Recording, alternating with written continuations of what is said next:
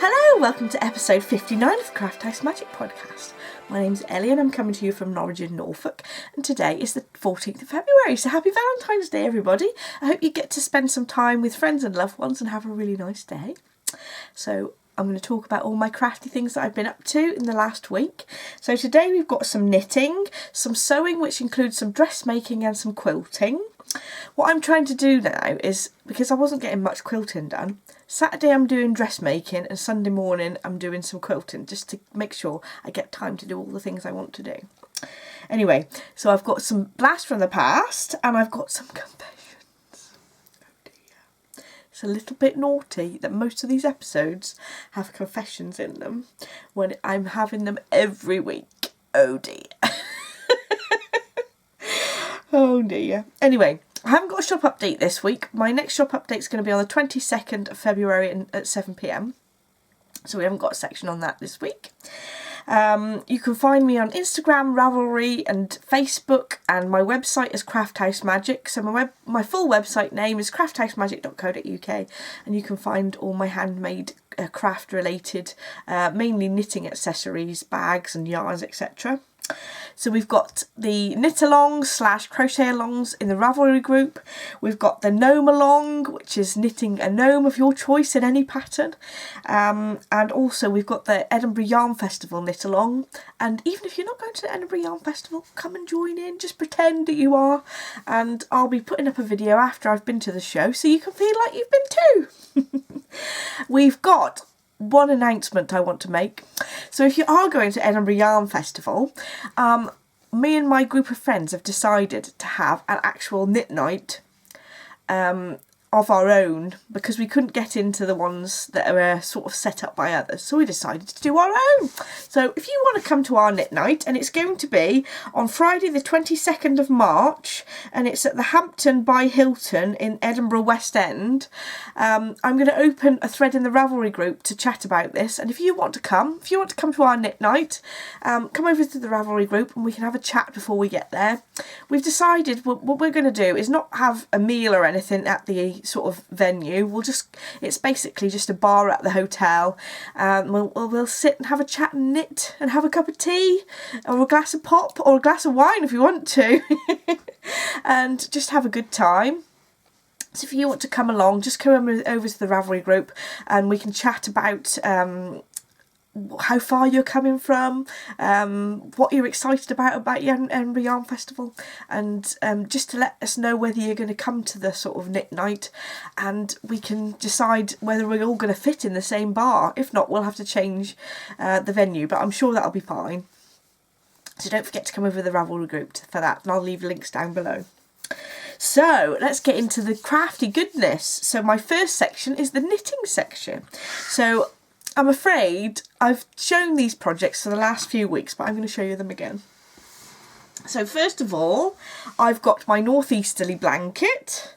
And yet again, I've been knitting on it when I shouldn't. I should be getting on with my Edinburgh Yarn Festival jumper. So I'm that far now from the third row. So we have quite a long scarf now, and I still haven't decided whether I'm going to do a fourth row, but that's how I'm getting on so far. So this blanket is the Northeasterly blanket pattern, and it's by Melissa, who's Skinanigans, and I'll leave a link down below to the project pages as well. And I've been using up all the minis that I had for my advent calendars. I'm actually knitting a scarf rather than a blanket, so the pattern is actually for a blanket, but you can do a scarf as well. So I'm going to do another strip along there to make it long enough to wear, I think. I don't know. I'm going to finish this third strip anyway, try it on and then just have a decide. I can never decide about these things until I get right to the moment where I've got to change my mind. So that's my project that I keep showing you every week, and I've done a tiny little bit. But this is the project that I've been spending most of my time on.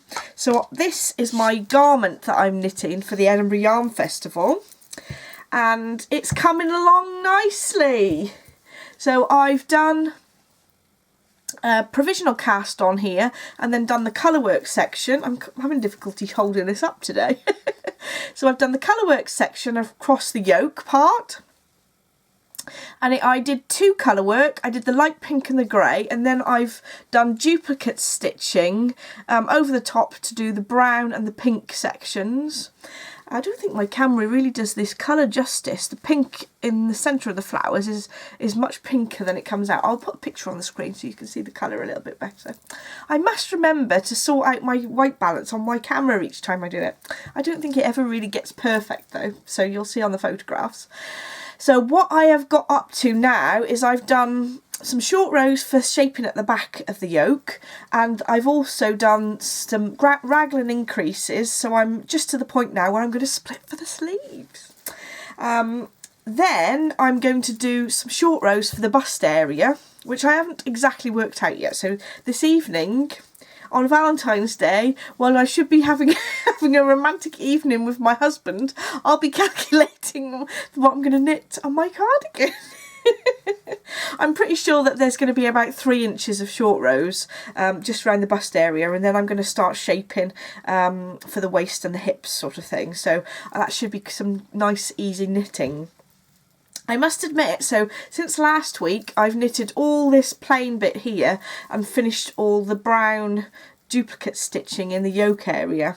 And someone actually put a comment that apparently duplicate stitching, as I've done here, is called Swiss darning. So isn't that interesting? I must look that up into more detail, but that's how I've done it.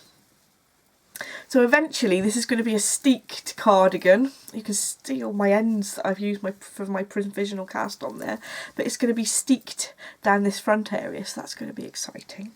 So the pattern is the Cherry Blossom cardigan, and it is by, I've said this so many times and I'm still going to have to look it up.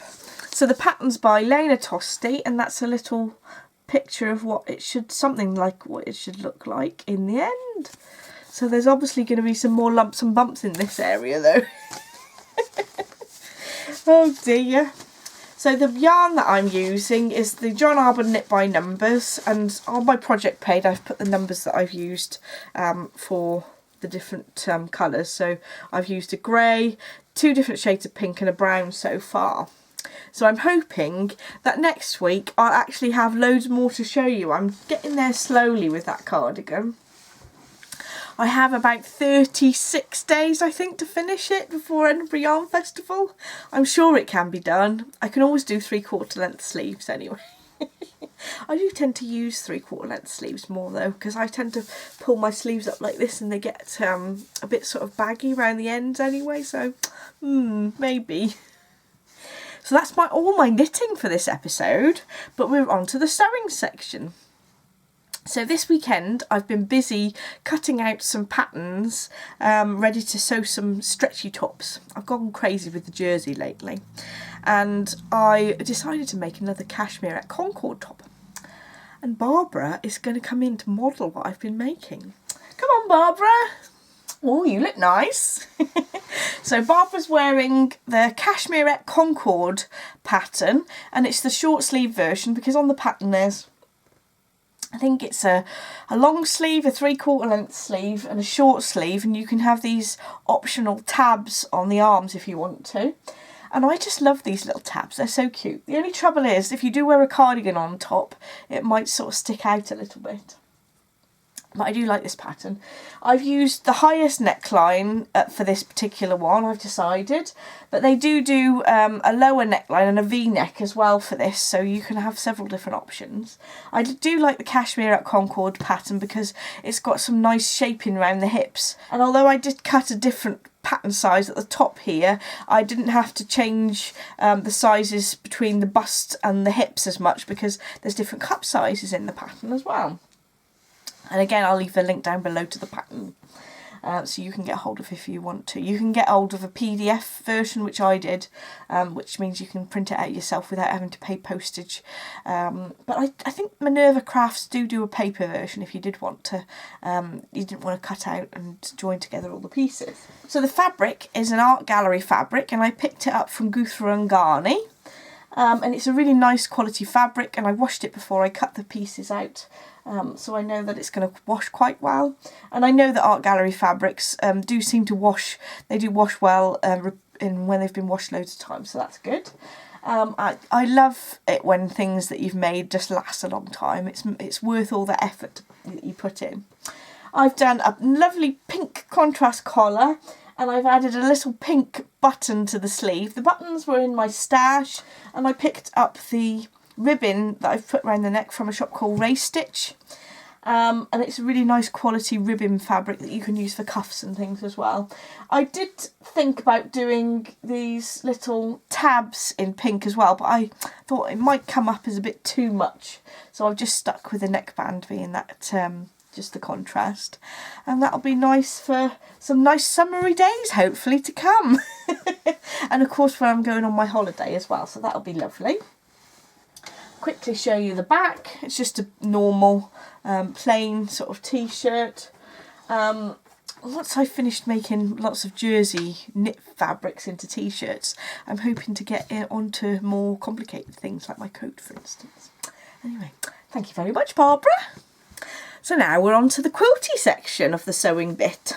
So you may have noticed that in, I think it was November, I started to do an advent calendar ready for December, ready for Christmas. And I did some tutorials on how to do the quilting and things. And then I didn't finish it. I finished it! Hopefully I can get it all on screen. So this is a panel that I got from the lovely Sally from You and Me Mabel, and she's got some really nice selected fabrics on her website, so I'll pop a link to her shop down below. So I picked up the panel from her shop, and then I had some cream fabric which I've used for the back and for the inside of these pockets, and I changed the way that the advent calendar's put together. And if you want to find out exactly how I did it, you can find the set of tutorials that I did on it, and I'll leave links down below to those. And I'm really pleased with how this has turned out. So normally the panels are supposed to be just the one fabric thickness thick here, and they sort of I've got a pleated section at the side of each pocket so that you can pop things in there. But what I've done is I've actually backed these with wadding and other bits of fabric. So that you can see, I think this is one of my favourites, the way it looks when it's been quilted anyway. You can see that it's nice and thick in there, and it's got this, because I've been quilting over the front of each of the panels before I've attached them, it's got a nice thick feel to it, and that's going to be really nice for next Christmas, because now I've finished it. So I think I did tutorials on most of this, but what I didn't show you is how I did I've added a tube of fabric to the back of the work so that I can stick, what do you call it, a wooden rod down there, and then I can hang that on the wall. So what I did is I made a tube of fabric, sewed it up the other side, make sure I'd tucked in the ends and top stitched it so it was effectively just a rectangle but a double layer of fabric. Then I placed it on the back of the quilt, and then what I did is I pinned it carefully on the back of the quilt, and I stitched in the ditch right down here using the machine so that I didn't have to hand stitch it on both sides. I cheated. So once I'd done that stitching along the top, I then hand stitched it around the bottom, just with a normal sort of invisible stitch, and now I can pop that on the wall with my little bit of wooden rod, which I need to pick some up from the DIY store first. You could of course put tabs sort of either side, but I quite like using a sort of a rod pocket rather than the tabs, because once you've got a piece of wood in there it holds it up nice and straight. So there we go. That's my other sewing project for this week. I think I'm going to put this is going to hang up in my craft room over Christmas next year, and then I can put my little Gharni minis in there. I think 5-gram minis will probably fit. So those, I can actually, what you could do is, now that I've finished this, I could pop 5-gram minis in there ready for next year, and not next year, December, and then by the time December comes along, I'll have forgotten what's in there, won't I? Because I've got a lot of minis, and that will be a bit of fun. So that's my sewing for this week, and I'm going to talk about my blast from the past now.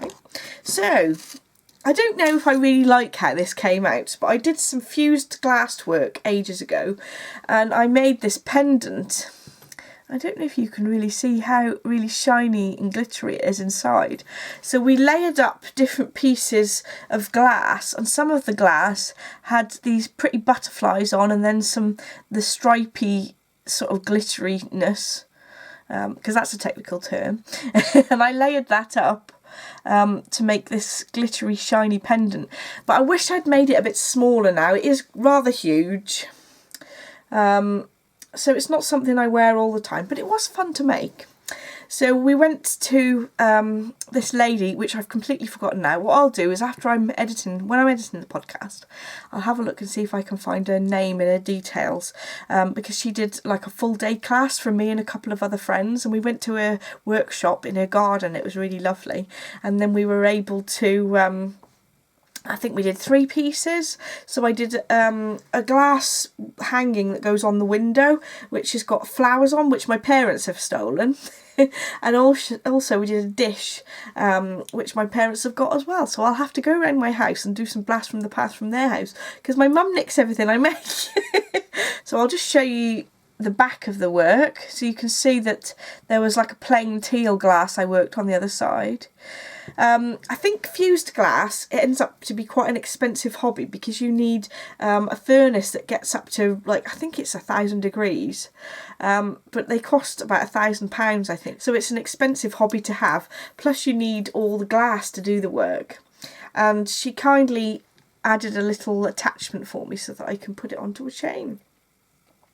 But I thought that would be interesting to show you, because it's got those gorgeous textures on there. Maybe I should just hang it up in my craft room. It's a bit big to wear. Right, so that's the blast from the past. I have my confessions. Shh. So, actually, this just took a little while to come. It took a few weeks to arrive. I did place this order before the last podcast, so even though I've got 2 orders worth of stuff, I actually ordered this before last podcast. So there's a shop called Spoonflower. When I placed my order, I also ordered these sample cards. So it comes in a little envelope, and each of the sample cards have a piece of fabric attached to them, and it's been printed with different colours, so you can see how each of the fabrics that they sell, how it looks when it's printed up. So with Spoonflower, you can, at spoonflower.com, just there. So this is just a card of some of the different colours that they print. So that you can print out, you can have anything printed that you want. But they do have some designs on there that people have uploaded, and you can choose to have those printed on whatever fabric you'd like. And you can go through, if you order one of these sets, I think they'll come to about £3, one of these sets. Because I was making an order for the 2 fabrics, I just thought I'll pick one up as well. So, like, I'll just take a batch of these out. So they do cypress, canvas, cotton, and that's obviously a thicker material, and then that things like poly crepe to sheen, and you can feel the quality of the fabric really to see if you'd like it before you ordered it. So I thought that would be quite useful.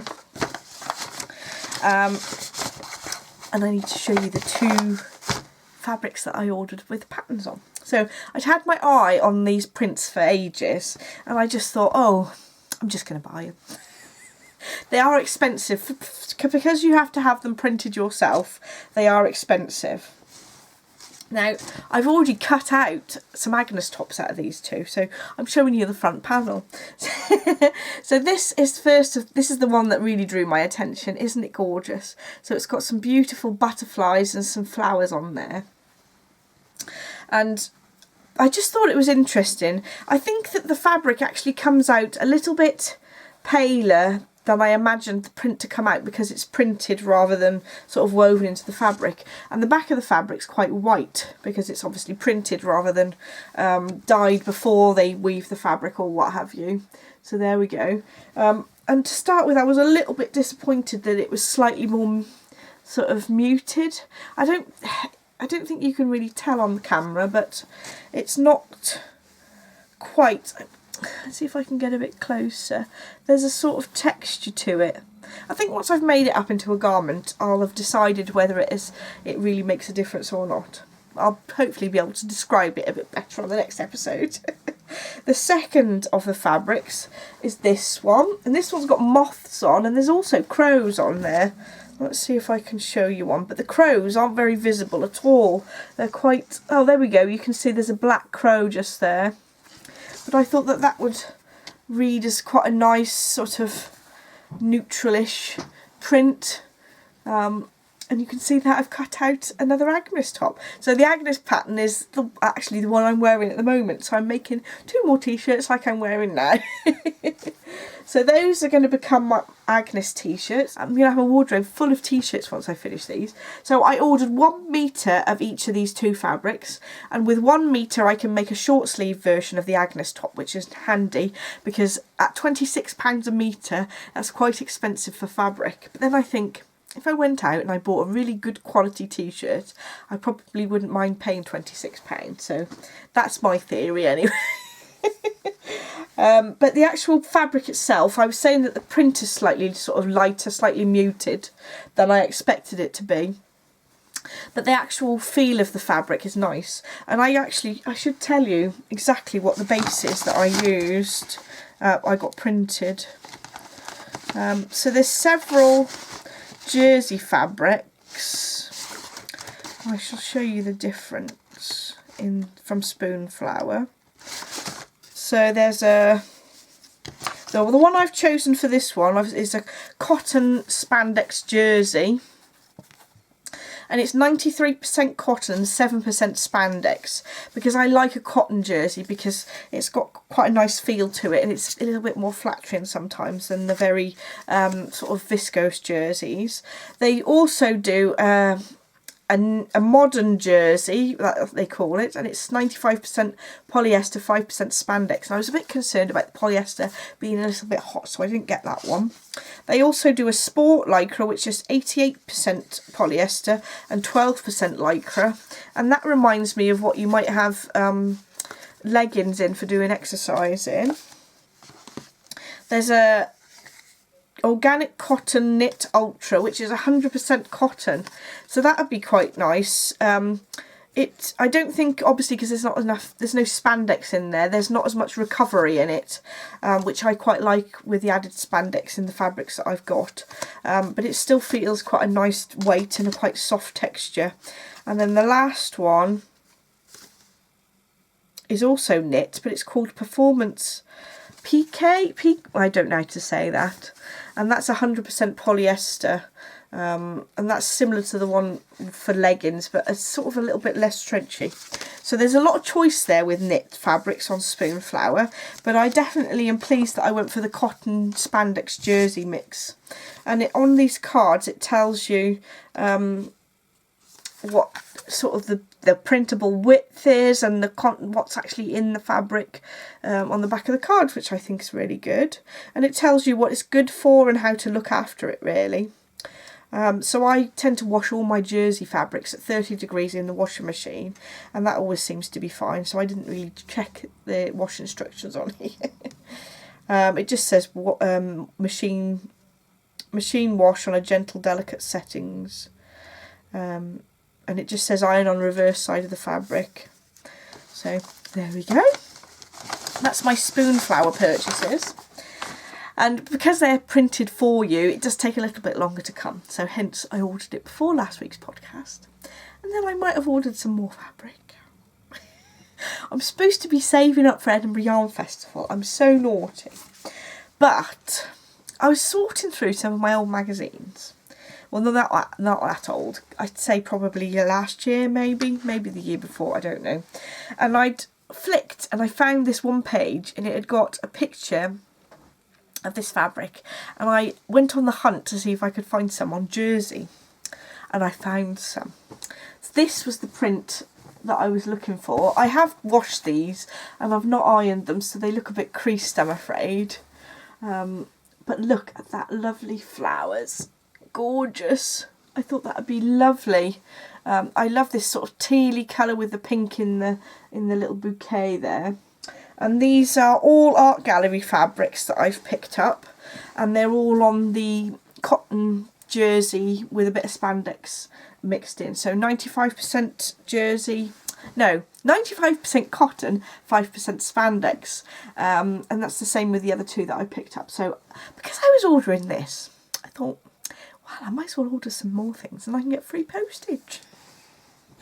So I also picked up this, and they look like those like dandelion seeds that you get, and I thought that would make a really nice sort of muted top, just but with a little bit of pattern on. I thought that was really pretty. Again, I haven't ironed these, they've been in the wash, and they've washed well, so that's a good thing. And lastly, I saw this and I thought, wow, look at that bright flowers, I need some of that. So I've picked up a metre of this as well. So I picked up a metre of all of these because they were quite expensive. They were £10 for half a metre, so they worked out as £20 per piece. And I can make a short sleeve t-shirt out of each of these. So I know that if it's a wide piece of fabric, 150 centimetres, I know that I can get a t-shirt out of a metre, which is handy. And then I don't have to spend so much, because if it's quite an expensive fabric, it is quite expensive to buy more than a metre really.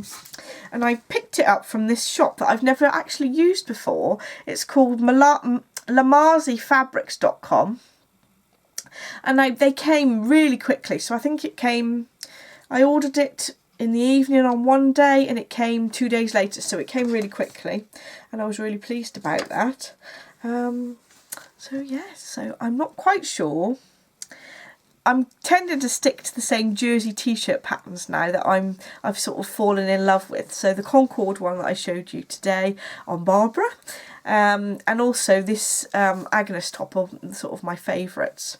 I do like the Frankie t-shirt though, and I think that those stripes of this fabric might look nice with that. So we'll see. I have to work out what I'm going to do. So I'm going to make the two Spoonflower tops up first, and they shouldn't take too long to get finished up on the overlocker.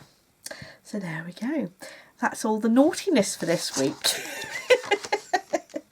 So like I said, there won't be a shop update this Friday, but it will be next Friday the 22nd, and I'm working on sort of updating the shop, getting lots of DPN cases and circular needle cases in there, and then on the update after that I'm hopefully getting some more bags with the free motion patterns on, so that will be quite fun. I hope you enjoyed listening to me babble on about what I've been doing this week, and hopefully I shall get on with some different knitting projects, so I've got more to show you on the next episode. I'm going to visit a lovely friend this weekend, so I'm probably not going to have any sewing time, but because I'll be travel knitting, I've got lots of knitting time. So thank you so much for watching. Don't forget to like and subscribe if you want to see more, and I hope you have a really lovely, crafty, relaxing week, and I'll see you next week. Bye!